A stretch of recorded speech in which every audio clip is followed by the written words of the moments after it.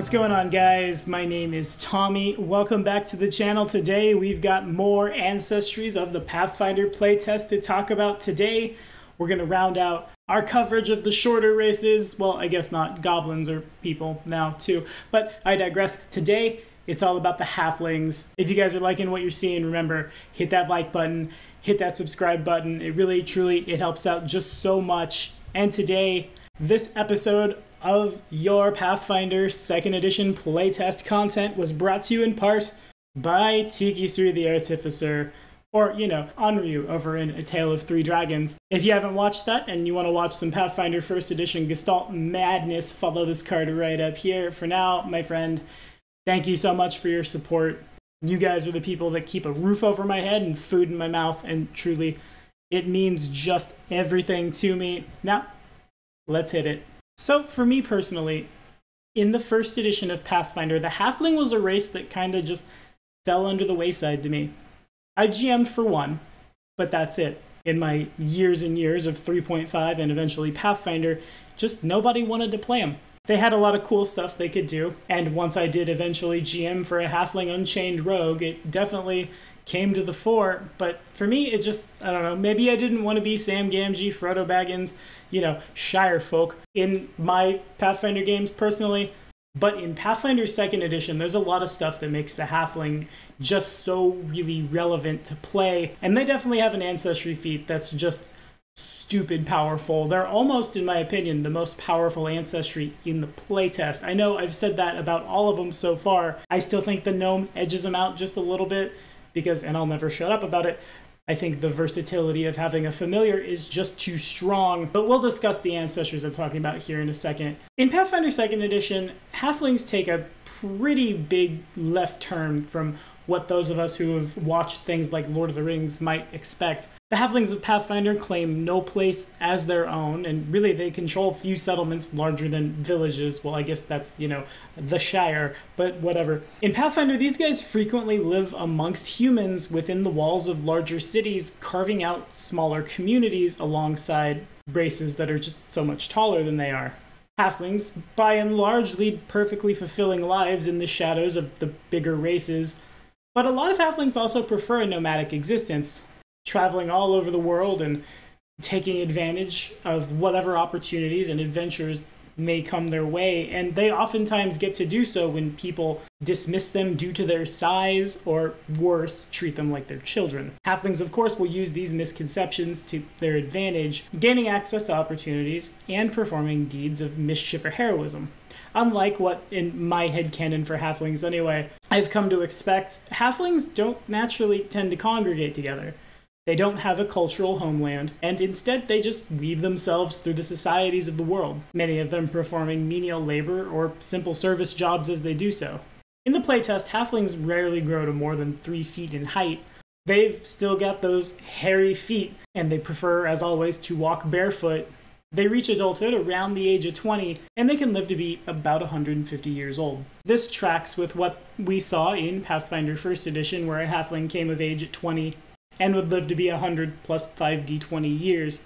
In the playtest, the Halfling is still a small creature with a speed of 25 feet, so just as fast as pretty much everybody, and 6 racial hit points. Their ability boosts are 1 free, dexterity and wisdom, which is a huge change because they in 1st edition were dexterity and charisma, and a lot of races in Pathfinder, I think we can all agree, were +2 dex, +2 chaw, -2 something like strength. Oh, by the way, in the playtest, the Halfling's ability flaw is strength. And though I think that in 1st edition, those are 2 of the most easy ability scores to abuse for profit, min-maxing or otherwise, it's nice to see that change come in a core race, and also that buffs a couple of the best ability scores in the game, not unlike 1st edition's Tengu.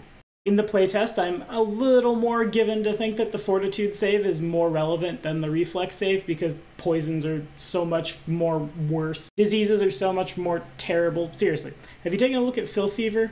Yeah, Filth Fever kills you in Pathfinder 2nd edition. That's nuts. Ergo, don't ignore your con, kids. It's important. Anywho, Halflings speak Common, and of course Halfling. Really, it feels weird to me that Halflings lacking a cultural homeland and not usually living next to each other, unless they're living in like the halfling quarter of some given city somewhere, have a language. But regardless, they may choose Dwarven, Elven, Gnomish, or Goblin as their bonus language with 14 or higher intelligence. I'm still of the same opinion that you should be able to choose whatever bonus language you want if you have the high intelligence, because nature versus nurture, that kind of thing. I suppose that's what Ancestry feats are for. Anyway, I digress. Speaking of Ancestry feats, let's take a look.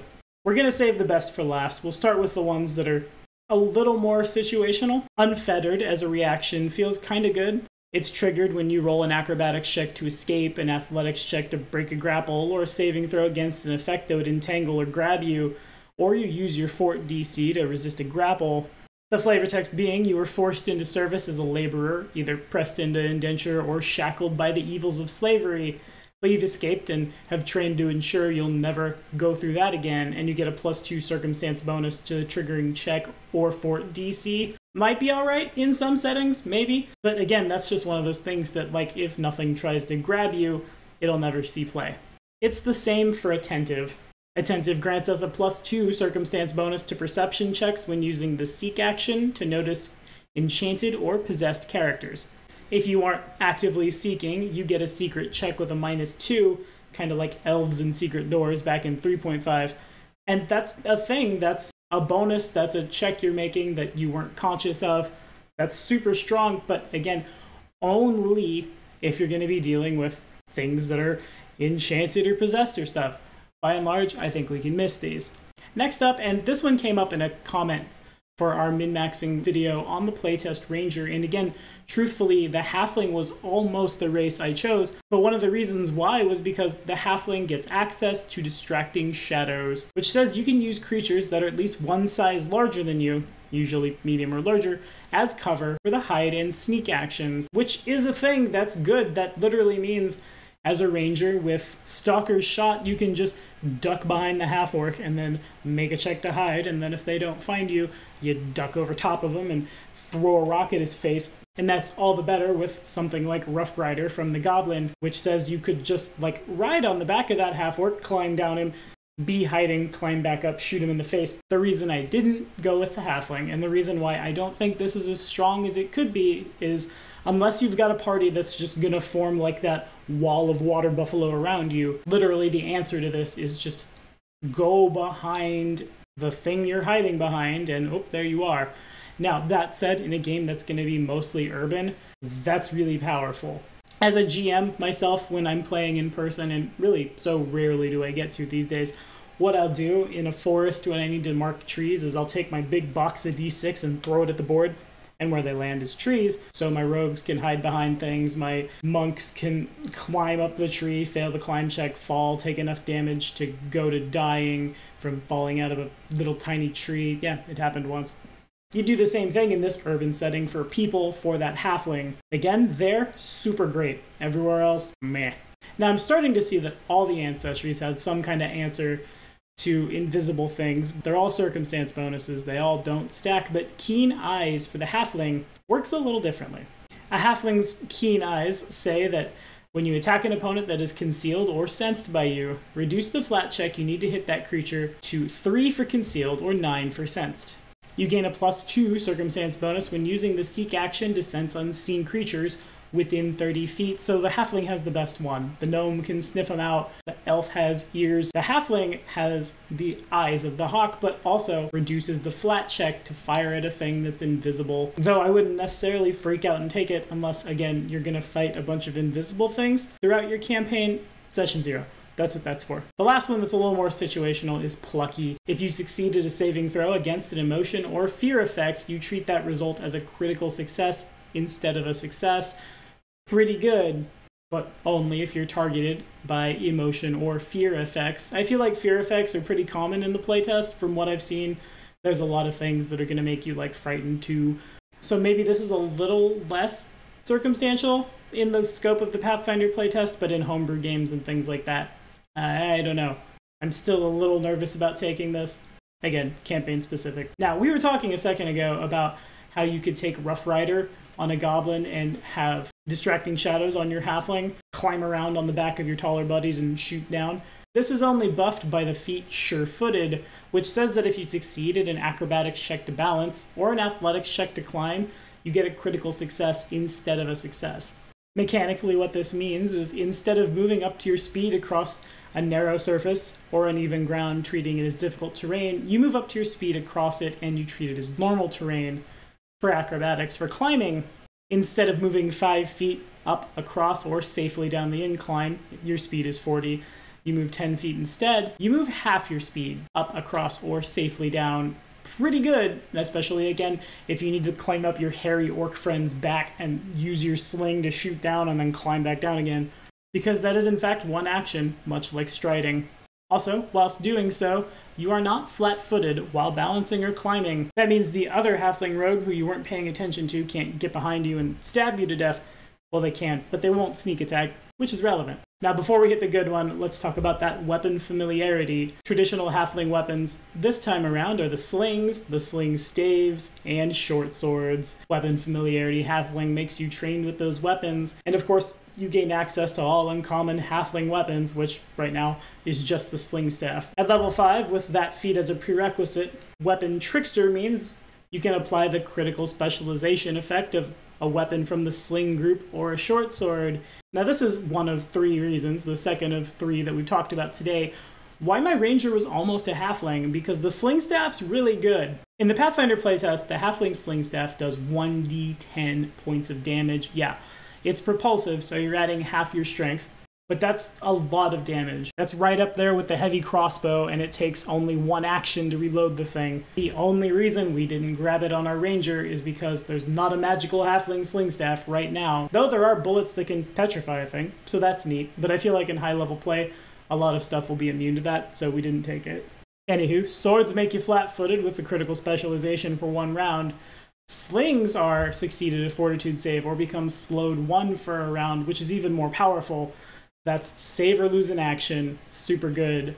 Our halfling slinger can top that off with Titan Slinger, which says you get a +1 circumstance bonus to damage rolls with slings against larger creatures.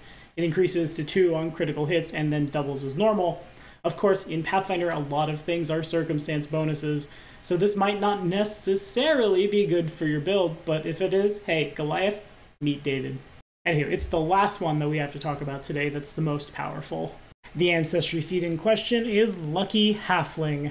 It's a free action. Once per day with the trigger, you fail a skill check or saving throw. You re-roll the triggering check or save and take the better of the 2 results. This right here is exactly 25% of the reason why in Pathfinder 1st Edition, the Witch was so powerful.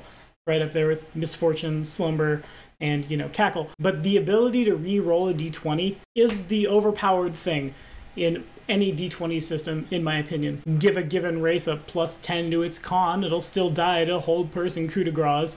Spell resistance can always be overcome, and I think players oftentimes forget that they have spell resistance when they need the druid to cure light wounds them, and then the druid fails the spell resistance. Giant strength score? Oh, oops, I'm incorporeal. The only thing that stops me from saying that Lucky Halfling is just the god tier ancestry feat of the playtest is that its frequency is once per day. That said, depending on how full of death and destruction your days are, that once a day not falling off a cliff to your death rolled up into a nice ancestry feat for the halfling. If this was more than once a day, yeah, no, best ever. That said though, that does make the halfling pretty strong. They have access to one of the best ranged weapons in the game, though without some obvious way to turn that into a flail with a feat. Oh, I think it was Warslinger in Pathfinder 1st Edition. It's a little weaker, but of course, less things in the playtest seem to have reactions, so firing in melee seems just fine until everything's human fighters, but whatever. Really, a halfling can do pretty much whatever you want them to and excel at it. They have a buff to 2 ability scores that buff their saves, so if you need to play something like a halfling sorcerer or a halfling barbarian, and dexterity and wisdom aren't the ability scores you're thinking about, the +2 from 10 pads you a little bit. And that said, a halfling rogue, ranger, cleric gets everything they need. And remember, small races don't have smaller weapons anymore. and this small race moves just as fast as a human does. In fact, the only one that's any slower is the gnome. The goblin is also at 25 feet. It's just gnomes and dwarves hanging at the back at 20. So yeah, in Pathfinder 2nd Edition, I definitely could see myself actually picking up and playing a halfling instead of just shying away from it. I don't know, something about that dude's gigantic sideburns to me just kind of screams out, "For Yomade!" Perhaps a halfling paladin would be fun. Or, again, in an urban game, a halfling rogue or ranger with distracting shadows. Yeah, no, you will never find me. That's super amazing.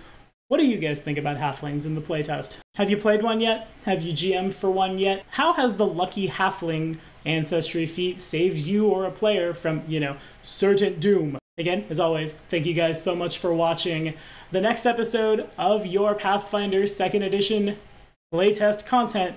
I know I keep having different names for that. I think we're going to settle on that one. Where we're going to optimize us a sorcerer, we're going to learn how to gish in the playtest, or how to magus, for those of you out there who don't know what gish means, drops this Saturday.